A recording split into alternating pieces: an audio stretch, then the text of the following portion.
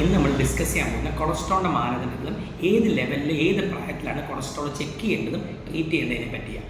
എല്ലാവരും മനസ്സിലാക്കുന്നില്ല, അന്നും ഇന്നും ബാഡ് കൊളസ്ട്രോൾ എന്ന് പറഞ്ഞ ഒറ്റ ഉള്ളൂ. അതിൻ്റെ പേരാണ് LDL cholesterol. Second bad cholesterol ആണ് non-HDL cholesterol.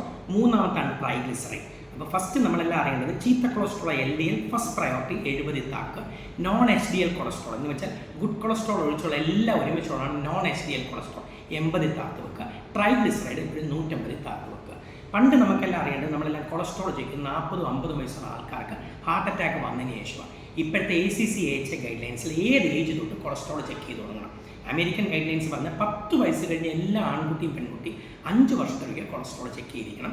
Indian guide lines പറഞ്ഞാൽ 18 വയസ്സ് കഴിഞ്ഞ എല്ലാ ചെറുപ്പക്കാരും 5 വർഷത്തിലൊക്കെ കൊളസ്ട്രോൾ ചെക്ക് ചെയ്യണം. പണ്ടത്തെ പോലെ ഫുഡും കൊളസ്ട്രോളോട് യാതൊരു ബന്ധവുമില്ല. 85% കൊളസ്ട്രോൾ നമ്മുടെ ലിവർ ഉത്പാദിപ്പിക്കുന്ന, അല്ലാതെ ബീഫ് കഴിച്ചിട്ടോ മുട്ടയുടെ ഉണ്ണി കഴിച്ചിട്ടോ വറുത്തതും പൊരിച്ച് കഴിച്ചിട്ടോ നമ്മുടെ ചീത്ത കൊളസ്ട്രോൾ LDL കൂടുന്നില്ല. ഫുഡും ട്രൈഗ്ലിസറൈഡുമായിട്ട് ബന്ധമുണ്ട്.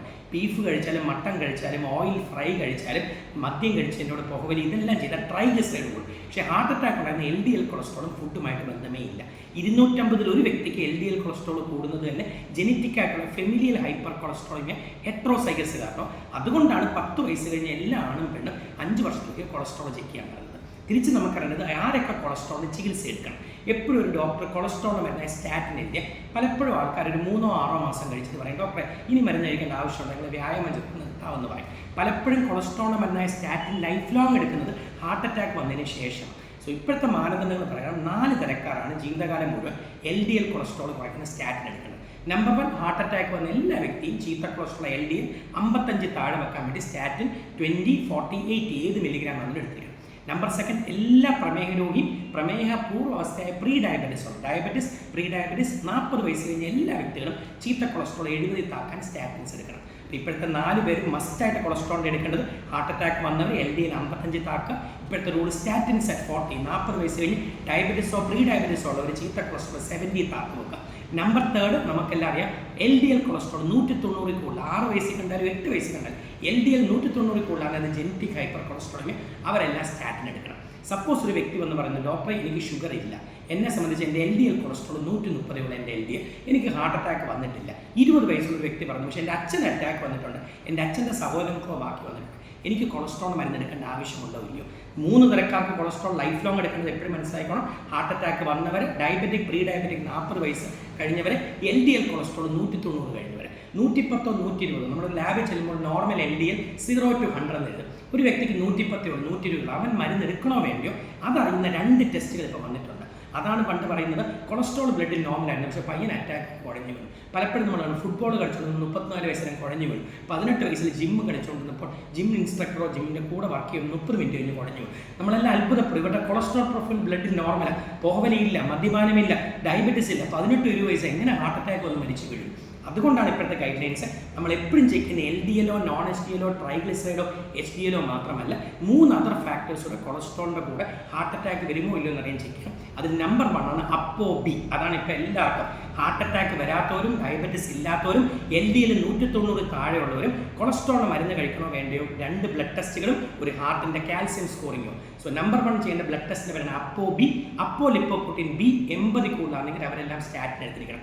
രണ്ടാമത് ഏറ്റവും ഇമ്പോർട്ടൻറ്റ് ടെസ്റ്റാണ് LPA. നമ്മളെല്ലാം ഇപ്പം മാധ്യമങ്ങളിൽ വായിക്കും, ഇന്ത്യൻസിൽ 5-ൽ ഒരാൾക്ക് വീതം ബാഡ് കൊളസ്ട്രോളിൻ്റെ വകഭേദമായ ലിപ്പോപ്രോട്ടീൻ ലിറ്റിൽ A കൂടുതലാണ്. ഇത് ഇറ്റ്സെൽഫ് നമുക്ക് ഹാർട്ട് അറ്റാക്ക് ഉണ്ടാക്കാൻ 30 ടൈംസ് മോർ ചാൻസ് ആണ്.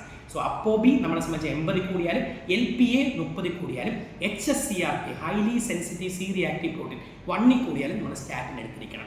സപ്പോസ് ഒരു വ്യക്തി പറയുന്നത്, ഡോക്ടർ ലിപ്പിഡ് പ്രൊഫൈൽ ചെയ്തു, ApoBയും LPAയും HSCRP എല്ലാം ചെയ്തപ്പോൾ പ്ലസ് മൈനസ്, പക്ഷെ അവനൊന്ന് കൺവിൻസ്ഡ് ആവുന്നില്ല എനിക്ക് കൊളസ്ട്രോൾ മരുന്ന് ലൈഫ് ലോങ് എടുക്കണോ വേണ്ടത്. അവർക്ക് ചെയ്യേണ്ട ടെസ്റ്റിൻ്റെ പേരാണ് കൊറോണറി ആർട്ടറി കാൽസ്യം സ്കോർ. എല്ലാവരും മനസ്സിലാക്കേണ്ടത് പണ്ട് ഹാർട്ട് അറ്റാക്ക് വരുമോ ഇല്ലയോ എന്നറിയാൻ ചെയ്യുന്ന ടെസ്റ്റിൻ്റെ പേരാണ് TMT എക്കോ. നമ്മൾ പറയാം ജിമ്മിൽ പോയി വർക്കൗട്ട് ചെയ്യുന്നതല്ലേ, ആ സെയിം ടെസ്റ്റാണ് ഒരു TMT എക്കോ ചെയ്തിട്ടുക. ഇപ്പോൾ TMT എക്കോയും ഹാർട്ടുമായിട്ട് 50% ബന്ധമേ ഉള്ളൂ. ഹാർട്ട് അറ്റാക്ക് വരുമോ ഇല്ലയോ എന്ന് പ്രിഡിക്റ്റ് ചെയ്യുന്ന ടെസ്റ്റിൻ്റെ പേരാണ് കൊറോണറി ആർട്ടറി കാൽസ്യം സ്കോർ. 1.5 മിനിറ്റിൻ്റെ ടെസ്റ്റാണ്. ഒരു CT സ്കാൻ ഉള്ള സ്ഥലത്ത് നിന്ന് കൊറോണറി ആർട്ടറി കാൽസ്യം സ്കോർ നമ്മൾ കിടക്കുന്നു, ഹൃദയത്തിൽ എത്ര കാൽസ്യം രക്തങ്ങളിൽ അടങ്ങിയിട്ടുണ്ടെന്ന് അറിയുന്നു.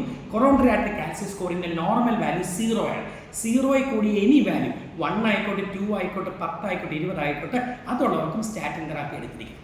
എന്തുകൊണ്ടാണ് സ്റ്റാറ്റിൻ ഇത്രയേറെ പ്രൊമോട്ട് ചെയ്യുന്നത്? ബിക്കോസ് ഹാർട്ട് അറ്റാക്ക് 99% പ്രിവെൻറ്റ് ചെയ്യുന്നത് LDL കൊളസ്ട്രോൾ നോർമലാക്കുന്ന വഴിയാണ്. ഫുഡും LDL കൊളസ്ട്രോളുമായിട്ട് യാതൊരു ബന്ധവുമില്ല, ട്രൈഗ്ലിസറൈഡുമായിട്ട് ബന്ധമുള്ളൂ. പണ്ടൊക്കെ കൊളസ്ട്രോൾ മരുന്നിനെ പറ്റി പറഞ്ഞ ആൾക്കാർ പറയും ഡോക്ടർ ഇത് ഭയങ്കര ഭാരിച്ച ചിലവുള്ള മരുന്ന്. ഇപ്പോൾ ആ ക്വസ്റ്റിനെ ഇല്ല. ജൻ ഔഷധത്തിൽ നിന്ന് റോസുവാസ്റ്റാറ്റിൻ 10 മില്ലിഗ്രാം ഡ്യൂറ്റാറ്റിന് 60 പൈസയും 40 മില്ലിഗ്രാം ഡ്യൂറ്റാറ്റിന് 3 രൂപ 20 പൈസയും. സോ സാമ്പത്തികം വെച്ചിട്ടല്ല ഒരു ഡോക്ടർമാർ സ്റ്റാറ്റിൻ കഴിക്കും.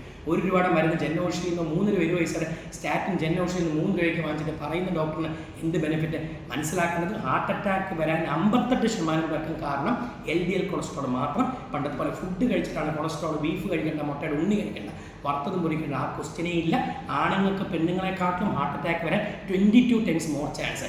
ഇത്രയും വണ്ണമുണ്ടെങ്കിലും LDL കൂടിയാലും LPA കൂടിയാലും അപ്പോലിപ്പോപ്രോട്ടീൻ B കൂടിയാലും കൊറോണറി ആർട്ടറി കാൽസ്യം ഉണ്ടെങ്കിലും പെണ്ണുങ്ങൾക്ക് നമ്മളെക്കാട്ടിലും ഹാർട്ട് അറ്റാക്ക് വരാൻ ചാൻസ് 22 ടൈംസ് താഴെയാണ്. സ്ത്രീകൾക്ക് പുരുഷനെ പോലെ ഈക്വൽ ചാൻസ് വരുന്നത് 50 വയസ്സിലേക്ക് മെനോപോസ് കഴിയുമ്പോഴാണ്. സോ ബേസിക്കലി മനസ്സിലാക്കേണ്ട ബാഡ് കൊളസ്ട്രോൾ അന്നും ഇന്നും LDL കൊളസ്ട്രോൾ 70 താക്കുക, non HDL cholesterol 80, triglyceride 150, 4th and 5th ആയിട്ട് ചെക്ക് ചെയ്യേണ്ടതാണ്. Apolipoprotein B, LPA. So apo B 80 കൂടുന്നു, LPA 30 കൂടി, ലൈഫ് ലോങ് സ്റ്റാറ്റിൻ, HSCRP 1 കൂടിയാൽ ഓൾവേസ് ലൈഫ് ലോങ് സ്റ്റാറ്റിൻ. ഇതൊന്നും അല്ലാതെ കൺവിൻസ്ഡ് അറ്റാക്ക് വന്നില്ല വരുമോ എന്നറിയാൻ പ്രെഡിക്റ്റ് ചെയ്യേണ്ട ടെസ്റ്റ് വരെ കൊറോണറി ആർട്ടറി കാൽസ്യം സ്കോറിംഗ്, പഴയ TMT എക്കോയ്ക്ക് വാല്യൂ ഇല്ല. എപ്പോഴും മനസ്സിലാക്കേണ്ട ഹാർട്ട് അറ്റാക്ക് എപ്പോഴും സൈലന്റ് കില്ലറാണ്. നമ്മൾ 20-60 വയസ്സുള്ള ആണുങ്ങൾ 10-8 പേരും എങ്ങനെയാണ് മരണപ്പെടുന്നത്? Heart attack, kidney, liver, cancer അല്ലെങ്കിൽ സൂയിസൈഡ് ചെയ്ത് മരിക്കാം.